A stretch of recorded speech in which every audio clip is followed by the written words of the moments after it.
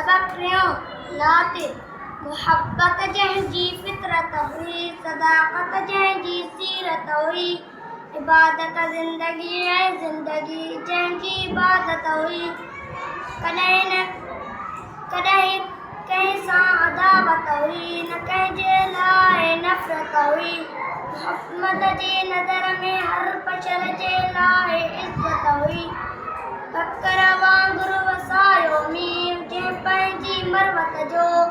बिना कंहिं फ़र्क़ जे पंहिंजनि परावनि ते इनायत हुई नज़र में सोच में गुफ़्तार में किरदार में जंहिंजे अज़ल खां अबद क़ाइम रहण वारी हक़ीक़त हुई उते माहौल पैदा थियो मोहब्बत जो उख़ुवत जो जिते वेशा ई वेशा हुआ जिते नफ़रत ई नफ़रत हुई।